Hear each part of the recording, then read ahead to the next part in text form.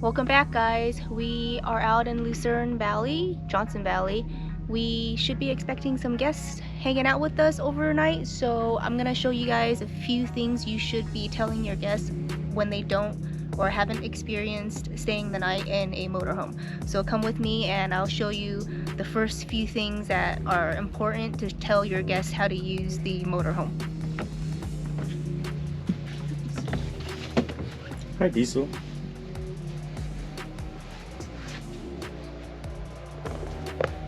So most importantly, you want to introduce the multiplex to them and how to use the water pump, how to turn on and off the lights. This is the master, how to control certain lights. I think those are the main ones you want to show them, are the lighting and the water pump. So because they're going to be using the restroom a lot. So we'll take you on to the restroom.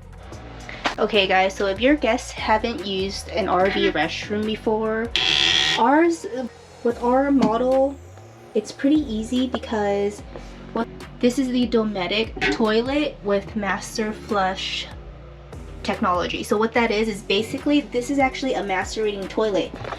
We didn't know that, but that's a plus because with a macerating toilet, it grinds everything so that your black tank is a little bit more compact. So it keeps everything, you know, better so that the storage is at a better capacity. So with this toilet, it's pretty efficient. So what you're going to tell your guests to do is, you know, they always have to prime with a little bit of water. So we'll just get that primed.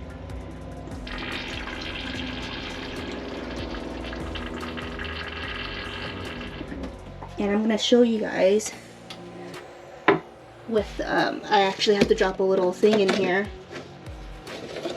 So the water comes out on these sides, and what I guess you can explain to your guests is that it's similar to your home restroom. So I'll show you guys how this works. It's pretty efficient because right when you flush it, it's awesome because it's a macerating toilet. So I'll throw this our little thing in to show you guys how that works. Okay, so I already primed it with some water and I'm gonna flush it now. And it's just, tell your guests, it's just one push and that's it. And the toilet just does everything on its own.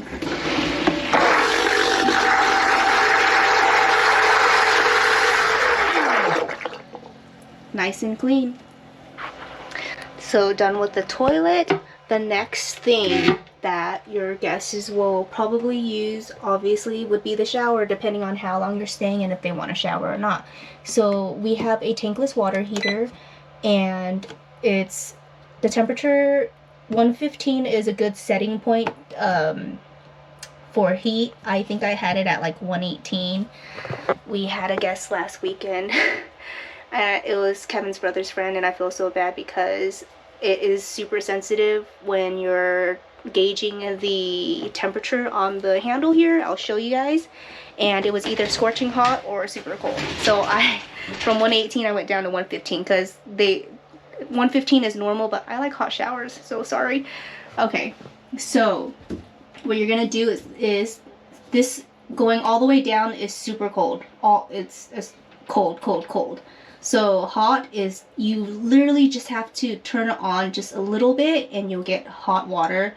You might have to wait because it's instant. It's a tankless water heater. So I would say you wait. I'll do a time on it, but I want to say it takes like 30 seconds. You turn on the water and in 30 seconds to a minute, you'll get hot water should come out.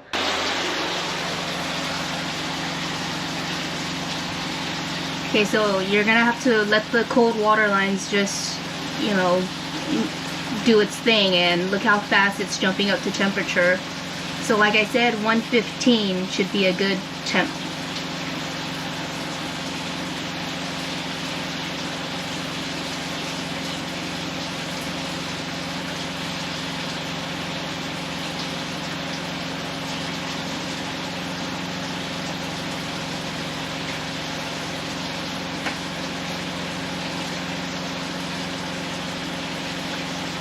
So I'm gonna go back to the lighting controls on this motorhome. So throughout the motorhome, there are these control panels in each room.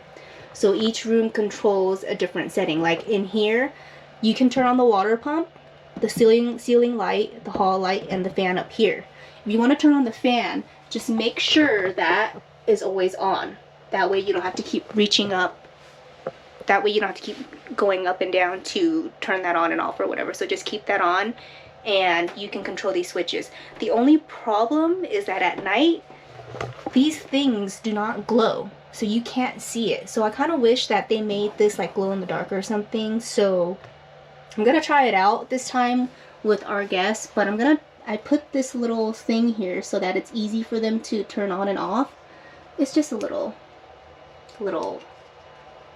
one of those decorative lights or whatever, just so that they can have, you know, they can be able to see at night. Because when I'm in here at night, I can't see anything, and I always have to go back to the multiplex because the multiplex lights up.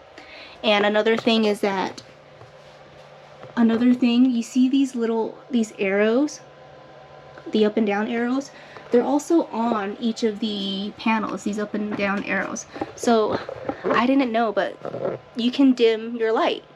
So you should be able to dim or increase how bright you want it. So at night, if you want all the lights on but you don't want it so bright, you can actually get your lights dim. So let me try it out with the, okay, I'm going to do the living room. There you go. So I'm dimming it.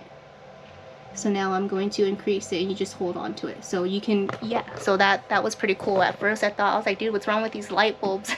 But yeah, Kevin was like, yeah, I guess those arrows, you can dim your lights, so that's good to know. Okay, so let's move on to sleeping arrangements. So we have the bunk over the cab. It is a 500-pound max capacity load, so you could sleep 2 people up here comfortably. I recommend obviously putting their pillows this way so that they're not kicking the TV. Other than that, this is a pretty comfortable space. We closed the big window here because it's kind of hot right now, but you can control that with these switches. So you open and close with this, and you have to hold on to it to open and close, and then there's more lightings here on this control panel. So that's the bunk over the cab, and let's get into the dinette. The dinette is also another sleeping option. So I'll show you guys how you get this set up. Is that there's a little lever right here. You're going to unlock it to push down the table. And okay, I'm gonna bring it back up just a little bit, because what you actually have to do is you got to get the cushions up real quick. So let's get these cushions out. So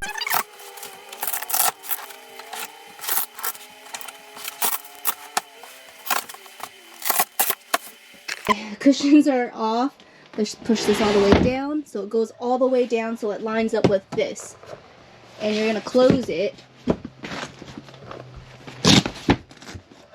because these cushions, the ones that I pulled off the back right here, are going to be going over the table so that you're not sleeping on a hard surface. So